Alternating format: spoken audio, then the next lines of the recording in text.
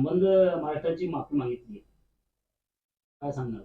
जो बूंदों से गई वो हौदों से आती नहीं.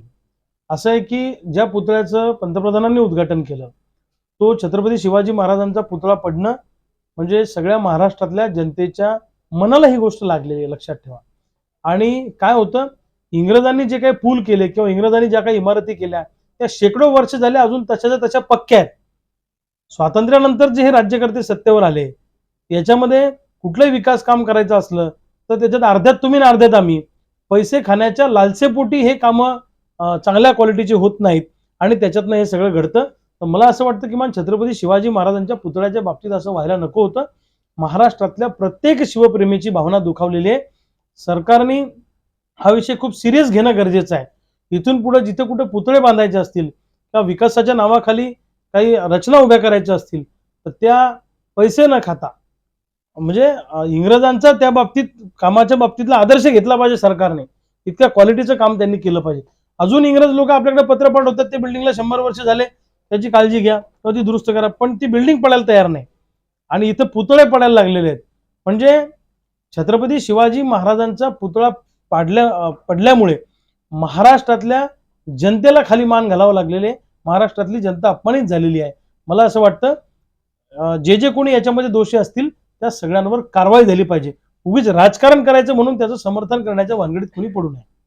तुमचे कार्यकर्ते अशी पोस्ट व्हायरल करताय की तुम्ही बुलढाणा विधानसभा लढवायला पाहिजे आणि आज तुम्ही मुकुल वासनिक यांची भेट घेतली अशी चर्चा होते की तुम्ही काँग्रेसच्या वाटेवर आहे. खरं आहे का? नाही नाही, असं आहे, मी भेट घेतली नाही, म्हणजे मी काही भेट घ्यायला नाही गेलो. तिथे जेवण होतं.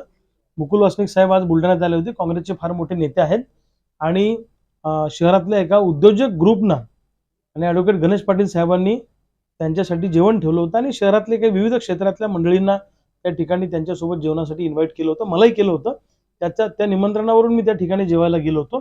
कुठली राजकीय चर्चा मुकुल वासनिक साहेबांसोबत आमची झालेली नाहीये. आणि राहिला प्रश्न आमचे सहकारी बुलढाणा लढणार हे जे टाकतात तर आम्ही सांगितलेलंच आहे की 6 जागा आम्ही लढणारच आहे. बुलढाण्यातल्या जनतेचा आग्रह आहे आमच्या सगळ्या कार्यकर्त्यांचा, तरुणांचा, की मी बुलढाण्यातून विधानसभा निवडणूक लढली पाहिजे असा त्यांचा आग्रह आहे. पण अजून मी कुठून लढावं या बाबतीतला निर्णय झालेला नाहीये. जनता जे सांगेल, सामान्य लोकांचा जो फोर्स असेल ते मी करेन. नितेश राणे पोलिसांना एकेरी भाषेत बोलतात. आत्ताच एक व्हिडिओ समोर आलाय की संजय गायकवाड यांचा खाजगी वाहन एक पोलीस कर्मचारी धुत आहे. पोलिसांची प्रतिमा मलिन करण्याचा हा प्रकार चालू आहे का असं वाटतं की तुम्हाला? नाही, मला असं वाटतं की महाराष्ट्रातल्या पोलिसांबद्दल संबंध भारतामध्ये एक वेगळा आदर आहे आणि महाराष्ट्राच्या पोलिसांच्या प्रति आदराची, सन्मानाची, सदर रक्षण आहे, खलं निग्रह नाही आहे. सत्याची बाजू घेऊन काम करणारे हे पोलीस अधिकारी कर्मचारी असतात. त्याच्यामुळे मला असं वाटतं की पोलिसांचा सन्मान आणि मान राखला गेला पाहिजे आणि पोलीस हे एखाद्या आपल्या जवानासारखेच आहे. जसं सीमेवर जवान लढतो तसा आपल्यासाठी पोलीस सुद्धा हा सैनिकाप्रमाणेच काम करत असतो. जो सन्मान आपण जवानाला देतो तो सन्मान आपण पोलीस कर्मचाऱ्याला, अधिकाऱ्याला सुद्धा देत असतो. त्यामुळे मला असं वाटतं की जे काय चित्र माध्यमातून फिरलं ते किळसवाणं आहे आणि ते मनाला न पटणार आहे. याची काळजी आमच्यासारख्या सगळ्याच नेत्यांनी घेतली पाहिजे भविष्य काळामध्ये असं मला वाटतं. छत्रपती